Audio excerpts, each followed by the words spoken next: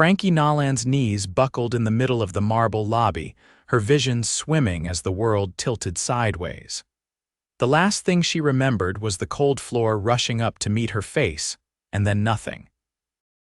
When she came to, her head was cradled gently in the crook of a man's arm, the scent of expensive cologne and something warm like cedar wood and confidence filling her lungs. Hey, stay with me. Can you hear me? His voice was low, steady, and oddly calming. Even though her heart was pounding with confusion and embarrassment, Frankie blinked up at him, trying to focus. Dark blue eyes stared back at her, framed by thick lashes and a jawline sharp enough to cut diamonds. His navy suit was flawless, his tie loosened just slightly as if he'd rushed to her side. She didn't know who he was, but he looked like he belonged in a boardroom, not kneeling on the ground beside her. I'm okay, she whispered, trying to sit up. No, you're not, he said, not unkindly. You fainted, don't move yet, someone's bringing water. I'm fine, really, she insisted, cheeks burning. The lobby of Zeller Enterprises was spinning slightly, and she felt like a complete idiot. She had come to drop off her resume one last desperate attempt before giving up and going back to her hometown. Instead, she'd collapsed like a damsel in distress. Name, the man asked gently. Frankie. Frankie Nolan. Well, Frankie Nolan, he said, his lips twitching just slightly. I'm Felix Zeller, her eyes widened. Wait, Zeller as in? He gave a small nod. CEO, yeah, oh God, kill her now. She tried to scramble to her feet. I'm so sorry, I didn't mean to. This is so embarrassing. I swear I'm not usually this dramatic. You haven't eaten, he interrupted, standing smoothly and offering her his hand. Or slept, I'd guess. Your pulse is racing. She hesitated, then took his hand. It was warm, strong, and steadying.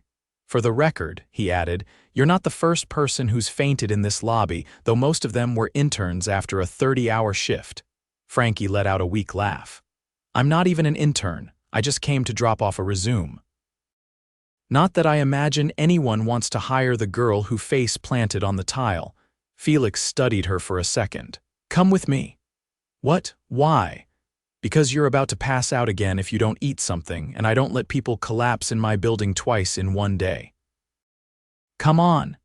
He didn't wait for her answer, he just led her toward the elevators. Frankie, too stunned to argue, let herself be guided.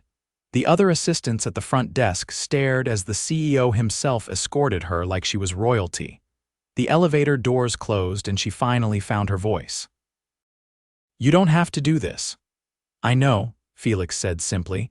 The elevator opened directly onto a sleek office that looked more like a luxury penthouse. Floor-to-ceiling windows, leather furniture, a fully stocked bar, and a massive desk that screamed power, but Felix didn't take her to the desk. He led her to a small dining table by the window, then picked up the phone. Send up 2 plates of the salmon and a bottle of Pellegrino. Now, she stared at him. You don't even know me. You fainted in my lobby. That makes you my responsibility. At least until you can walk in a straight line. You're really nice for a CEO, Felix gave her a look. You've met many? No, she admitted. Just always imagine them as cold, distant. You know, rich guy in a tower type. I am rich. And this is technically a tower, he said, pouring her the sparkling water when it arrived. But I'm not distant, she frowned. Why are you actually doing this? He paused. Because something about you makes me want to. Frankie's breath caught. She didn't know what to say to that. Thankfully, the food arrived before she had to. They ate in silence for a few minutes. The salmon was perfect, the vegetables crisp and flavorful. She hadn't had a decent meal in days. She forced herself to slow down, aware of Felix watching her. So, Frankie Nolan, he said eventually, what kind of job were you applying for? Anything, she admitted. Admin, assistant, receptionist, I've done all of it. You don't seem like an anything kind of woman. She gave a dry laugh. You'd be surprised, I've been laid off twice this year. Rent's past due. I walked here because I couldn't afford the subway. Felix sat back, his expression unreadable.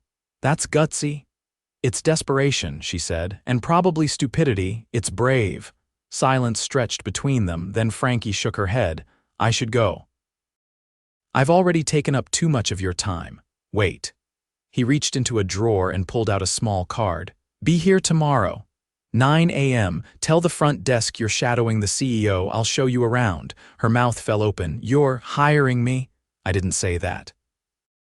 I said I want to see what you can do. One day, show up and we'll go from there. She stared at the card. Why would you do this? Felix leaned forward, voice low. Because I don't believe in coincidences. And something about you feels like one I shouldn't ignore. Frankie left the tower an hour later, still dizzy, but this time, it wasn't from hunger.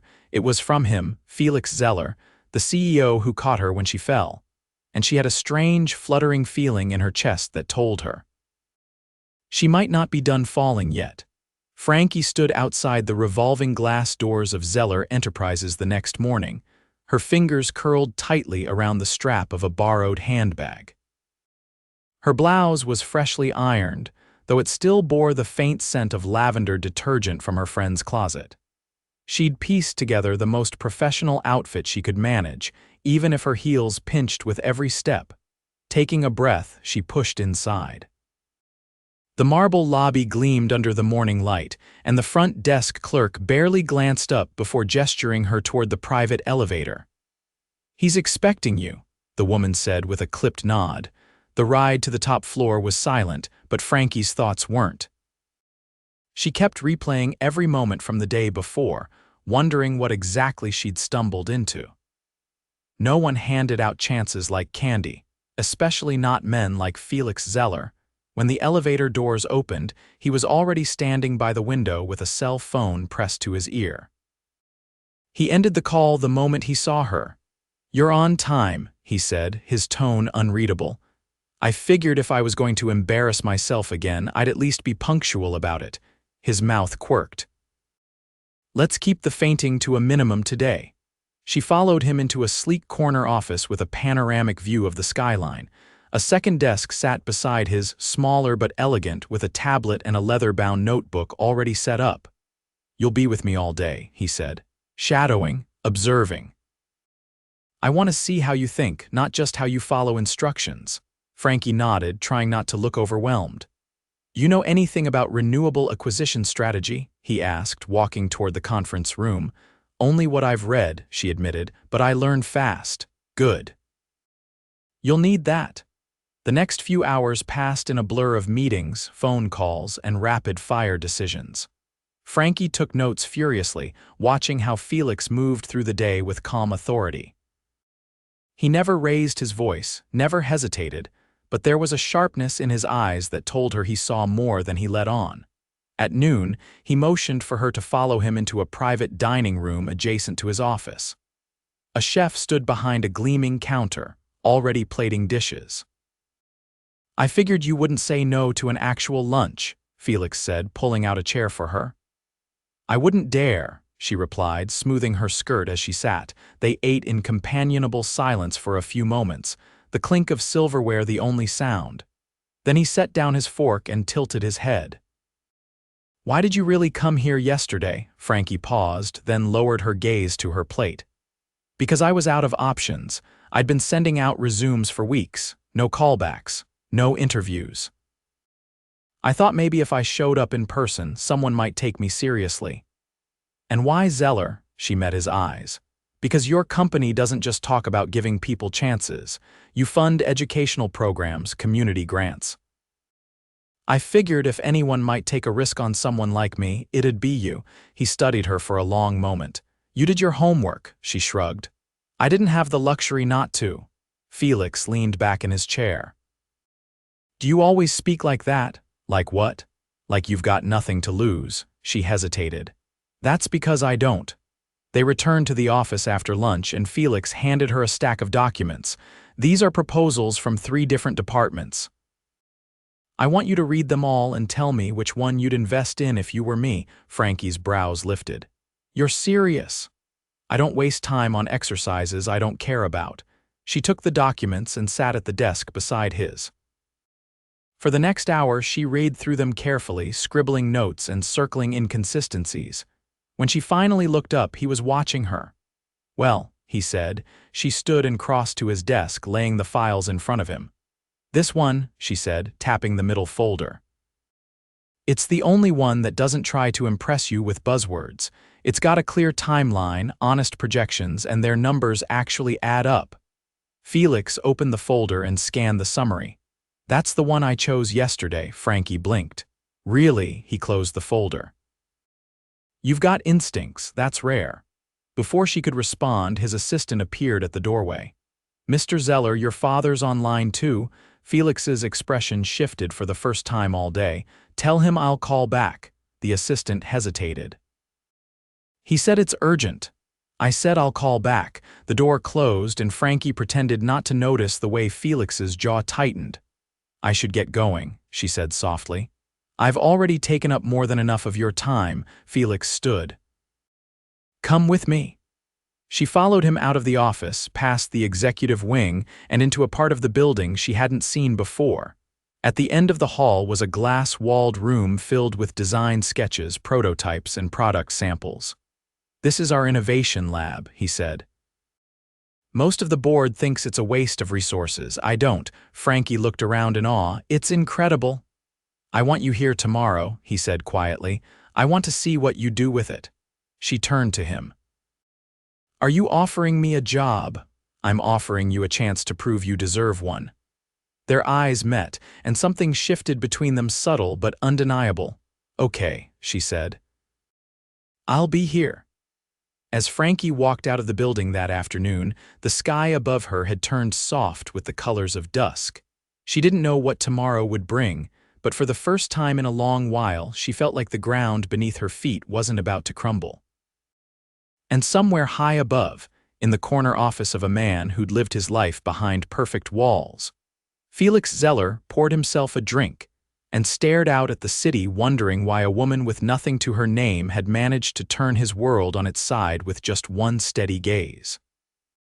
The innovation lab was quiet when Frankie arrived the next morning, the kind of quiet that made her feel like she was somewhere she didn't quite belong yet.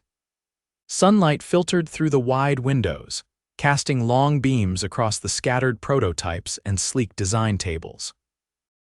She hesitated at the threshold until she heard a voice from behind her. "You're early." She turned. Felix stood there in a charcoal vest over a crisp white shirt, sleeves rolled up to his elbows. Today, the polished CEO exterior had softened, less armor, more man. "I didn't want to waste time," she said, stepping inside. He walked past her and gestured to the table in the center. "I asked the team to leave out a few of our shelved projects. I want to know what you think should have made it out of this lab." Frankie approached the table. The first prototype was a sleek, foldable solar panel designed for emergency kits. The second, a water purification bottle with a complicated filtration system. The third, a modular wind turbine the size of a backpack. She leaned over them, studying the details. "You shelved these. They didn't pass committee." "That's madness," she said, not looking up. "This wind turbine could power a small shelter for days. The solar panel folds into a purse, and this filtration design, if refined, could be life-saving in disaster zones." Felix nodded slowly. "That's what I thought." She glanced at him. "Then why weren't they pushed through?" He leaned against the table.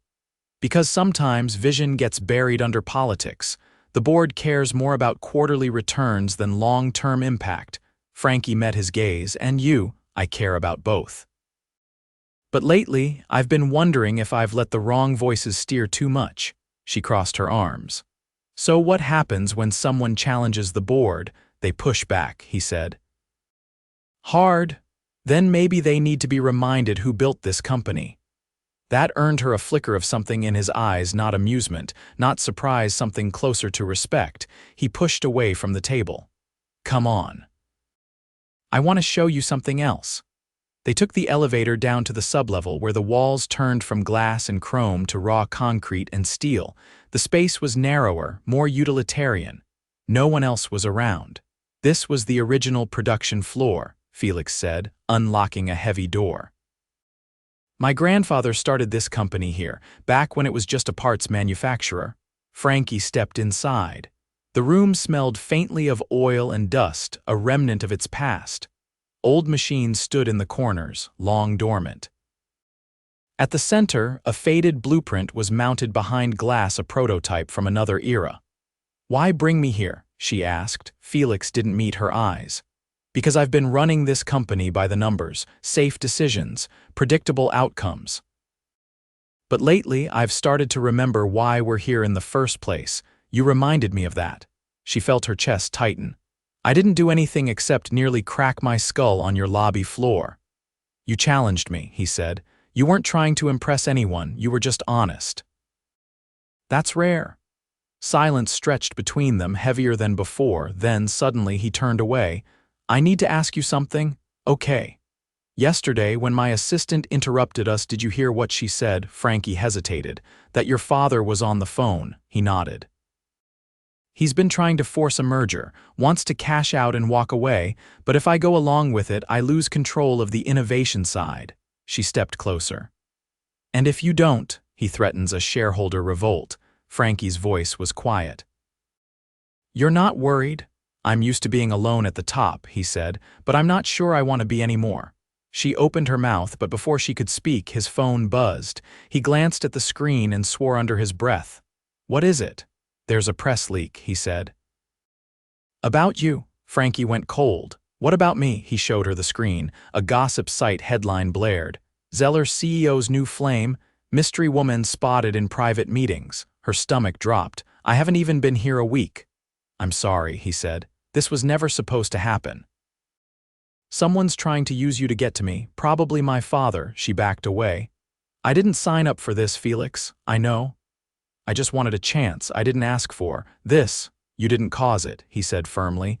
"And I won't let them drag you through this." Frankie's hands were shaking.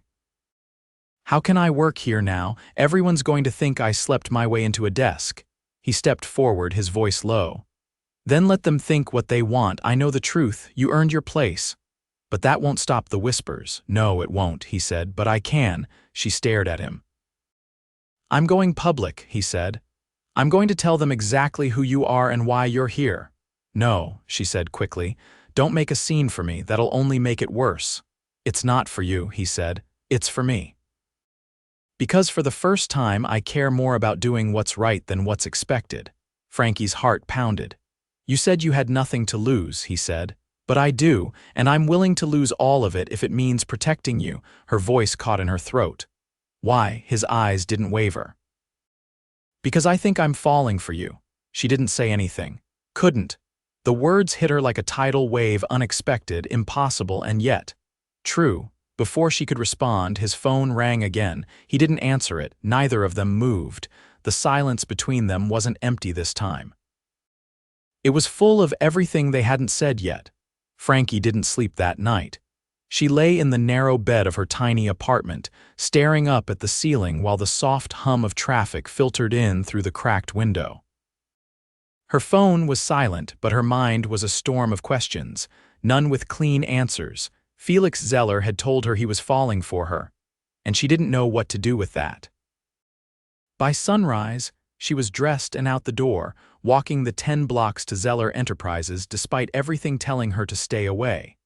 She didn't know if she was going in to resign, to fight, or to face whatever fallout was waiting. All she knew was that she wasn't going to run. When the elevator opened on the top floor, the reception area was empty. The building was too quiet for a weekday morning, unnerving, almost. Then Felix stepped out of his office. His tie was missing, and the first 2 buttons of his shirt were undone. He looked like he hadn't slept either, but his posture was still solid, composed, like only the surface had cracked. "I didn't expect you this early," he said. "I couldn't stay away," she replied. He stepped aside, motioning toward his office. "Come in. There's something you need to see." She followed him in, trying to ignore the tightness building in her chest. He picked up a thick folder from his desk and handed it to her. "My father filed a formal complaint with the board late last night, accused me of misconduct. Cited our time together as evidence I'm compromising the company." Frankie's throat dried. "What does that mean for you?" "It means a vote," he said. "In 2 days, if they side with him, I'll be forced to step down." Her fingers tightened around the folder. "Because of me?" "No," he said firmly. Because he's scared.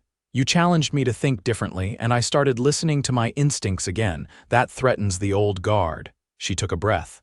Then let me fix it. You're not the problem, Frankie, but I can be the solution. Let me speak to them. I'll tell them nothing happened. That I came here for a job and nothing more. I won't let you lie for me. Then let me tell the truth, she said, that I didn't ask for any of this, that you didn't either. That everything happening now is because two very human people met and changed each other. He watched her carefully. You think that'll be enough? I don't know, but I know I won't stand by while you lose everything because of me. He didn't answer right away. Then he walked over to the window, his voice lower than before. My mother left when I was 20, he said. She told me she couldn't breathe in this world my father built. Too many expectations, too much pressure. I swore I'd never be like him. But the deeper I got into this company, the more I began to sound like him. Frankie stepped closer. Then stop. I am, he said. Right now, he turned to her. I've spent years building walls around this place, around myself. But you walked in and knocked them down without even trying. She didn't speak. I don't care about the vote, he said. Not if it means I have to lose you to win it. You're not going to lose me, she said quietly. He reached into his pocket and pulled out a folded sheet of paper.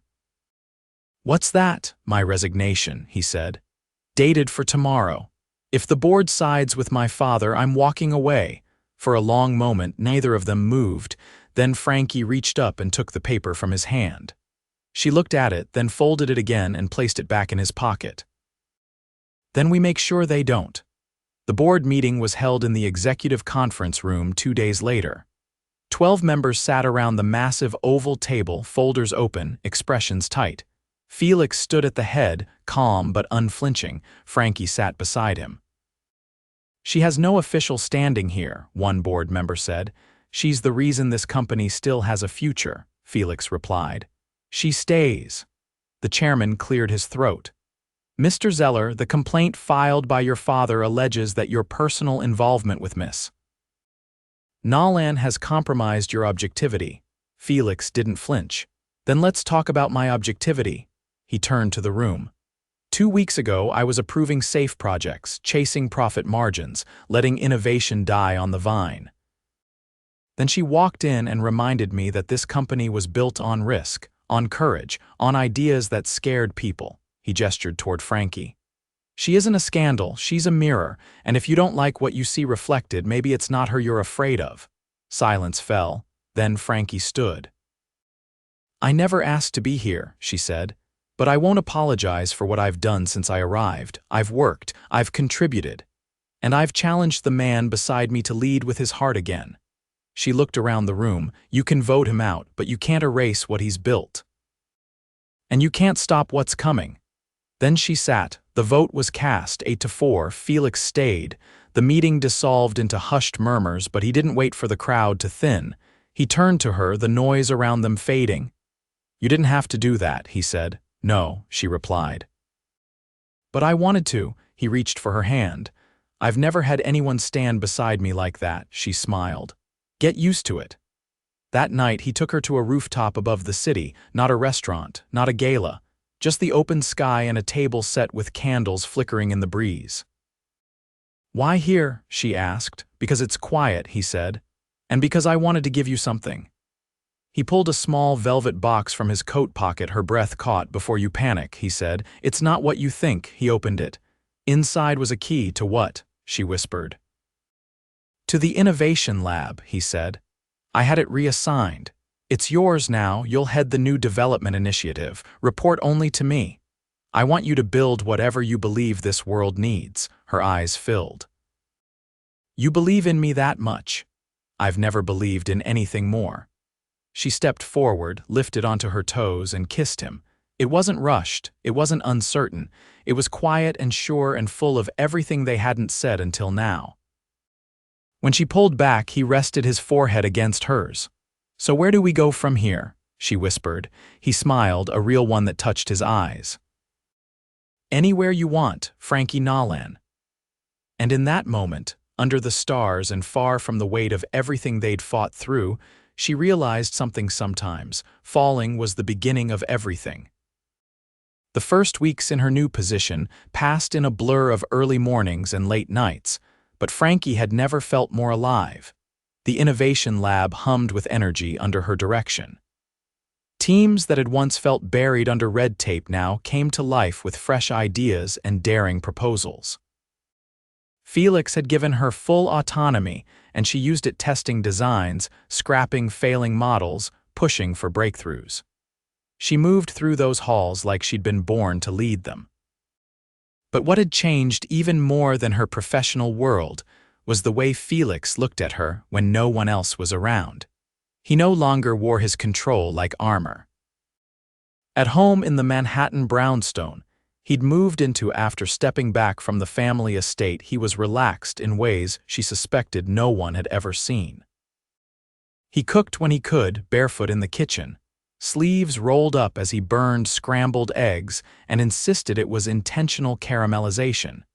He left notes near her laptop in the mornings short, handwritten ones that always made her laugh.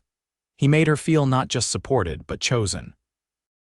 On a rainy Thursday in late spring, Frankie stood in the lab's observation room, watching her team run a field stress test on a new prototype, a compact generator that could be deployed in disaster zones within minutes.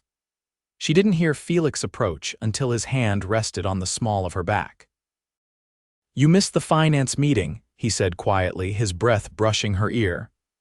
"I sent my notes in advance," she replied.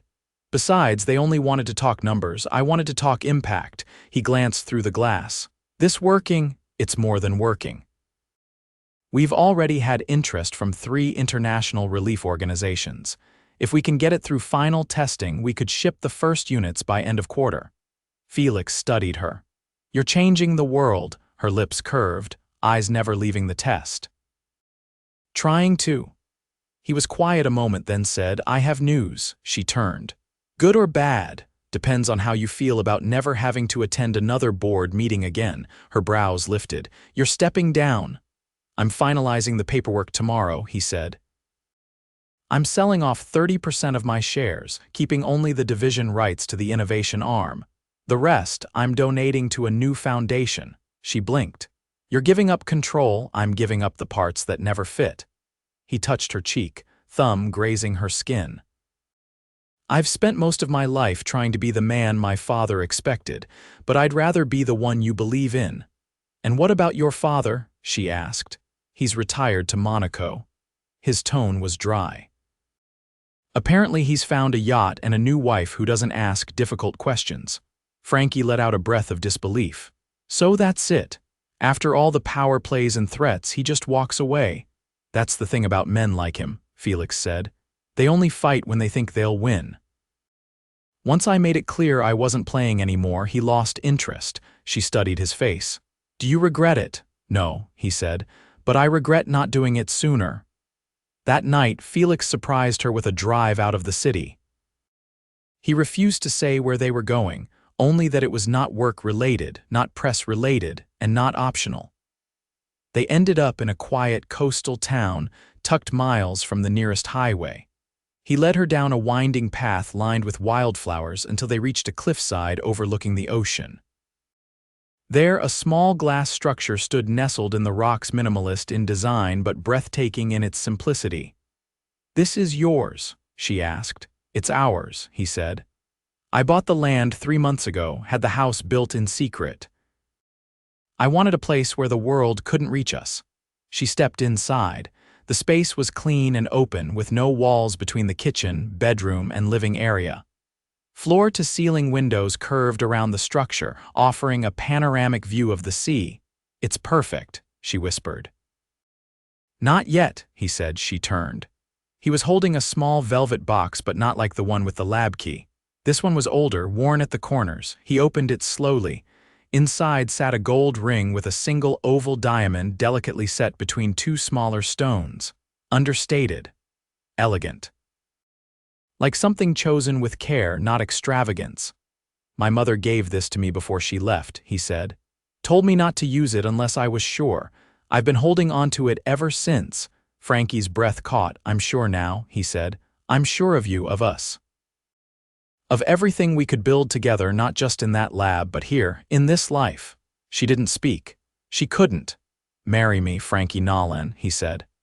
Not because I saved you in a lobby or because we survived boardroom politics or because we make a good team. Marry me because somewhere between falling and fighting, we found something worth staying for. Tears welled in her eyes, unbidden but welcome. Yes, she said. God, yes. He slid the ring onto her finger, and when he kissed her, it was slow and certain, a promise sealed not by circumstance, but by choice. They stayed there for 2 days, wrapped in nothing but soft blankets and each other. They talked about everything, about what kind of ceremony they'd have, small, by the ocean, where they'd honeymoon, anywhere that didn't have cell service, and what life looked like without the weight of expectation pressing down. When they eventually returned to Manhattan, the world had changed, but not in the way people expected. There were no tabloids, no whispers. Only a press release announcing the launch of the Zeller Nolan Foundation, dedicated to sustainable technology and community relief. The headlines focused on the initiative, not the romance behind it, and that was exactly how they wanted it. 6 months later, Frankie stood in a white linen dress barefoot in the sand as Felix took her hands under the blue stretch of sky. Their vows weren't grand or rehearsed. They were quiet. Honest. Full of things they'd never said aloud but had always known. The waves roared behind them like applause. Afterward, they didn't board a private jet or retreat to a villa. Instead, they drove back to the glass house on the cliff, where 2 glasses of champagne waited beside a notebook filled with sketches for the next project they'd start together. Because love, for them, wasn't about escape. It was about building something real, something lasting, and they did. Every single day.